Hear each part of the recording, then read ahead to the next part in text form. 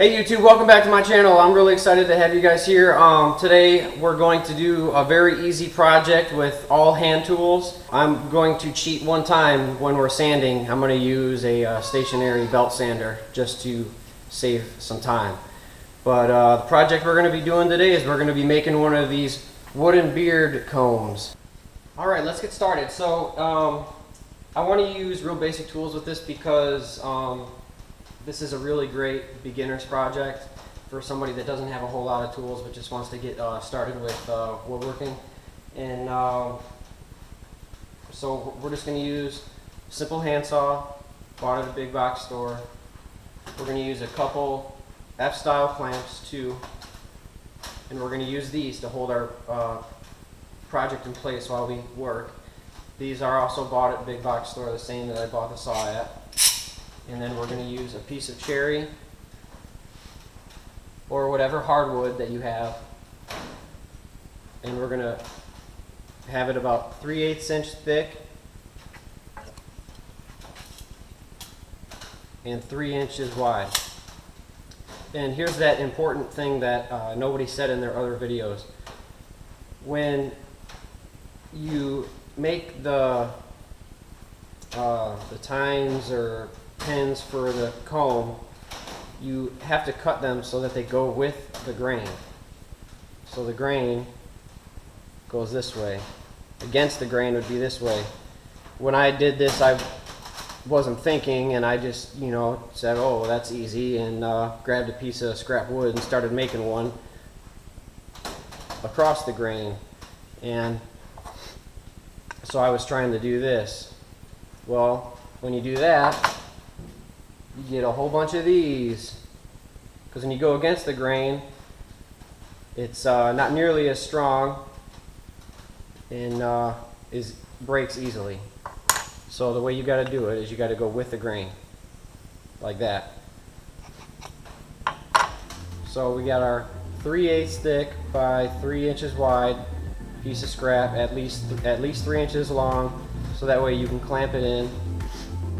Alright, so now what we're going to do is we're going to make our marks for where we're going to cut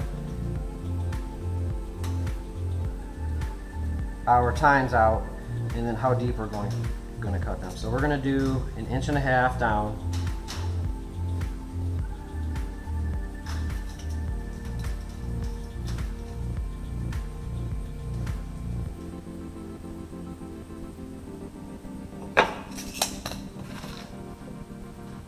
This is how long our tines are going to be.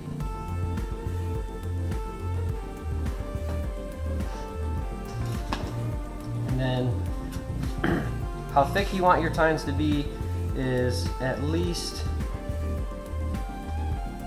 1/8 of an inch. So for that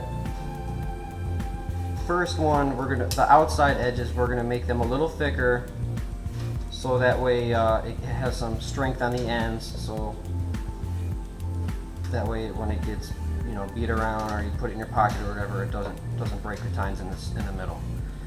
So our first one's going to be 5/16.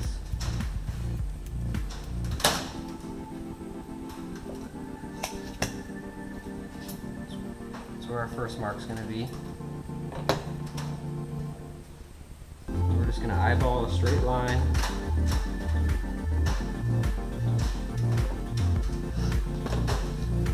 And then from there, we'll do every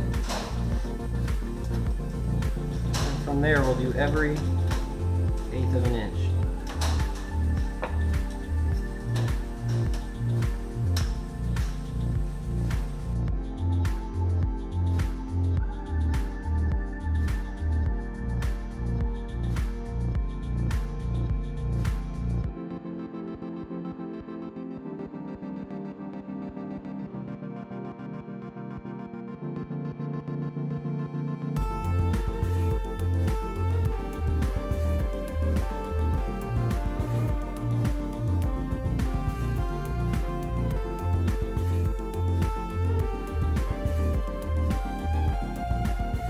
right, now that we have our lines drawn out, what we're gonna do is we're gonna clamp it to the table.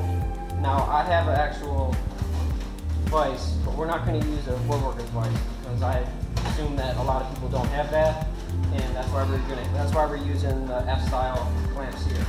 So you're gonna take a scrap piece of 2x4, you're gonna put it on the top of it, whatever table you're using to do your project. You're gonna clamp it to the table like this, and then you're gonna use a second clamp your piece like that.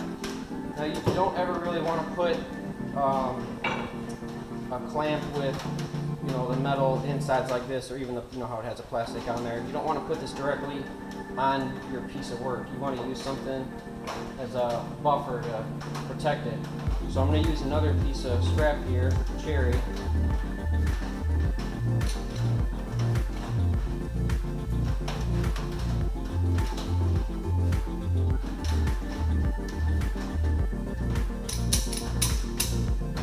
Like that. Now we have it clamped down. It's not going anywhere. These clamps are not expensive. You can pick them up at Home Depot or Lowe's. These are Bessie clamps. I love them. I have a whole slew of them. I use them for all my projects, everything. So we have our lines marked. So what we're going to do is we're going to start on the inside of that first thick line, and then we're gonna cut it in that line. We're gonna skip, cut, skip, cut, skip, cut, skip, cut until we get to the end. Alright, so we use a typical handsaw, and then another thing I like to do to make sure that I start with a straight line up and down, left and right, is I like to use a block that has a straight edge there. And also, be mindful that when you're cutting anything, you gotta keep in mind the thickness of the blade you're using. So this isn't a very thick blade, but we don't want to cut right directly on that line. We want to cut just to the left of it. So we're gonna put our block just to the left of that line. Now we're gonna start cutting.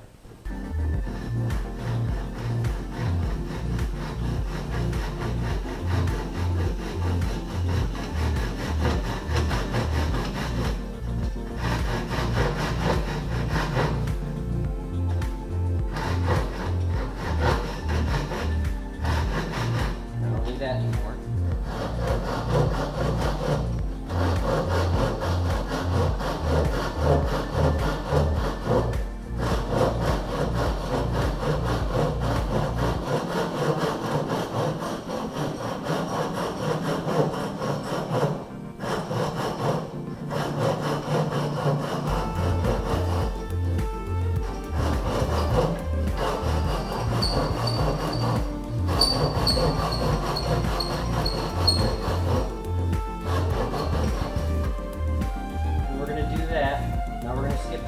We're going to skip that next gap and we're going to go cut in the next one. And we're going to do that all the way to the end.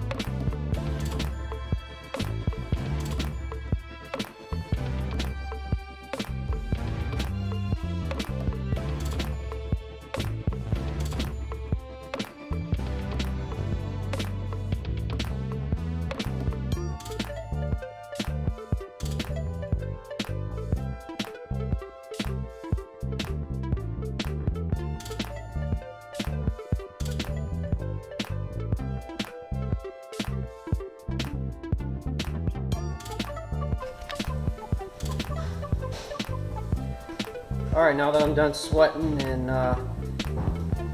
making our rough shape here on the sander, we're going to put it back in our little clamp here, and we're going to sand out our tines.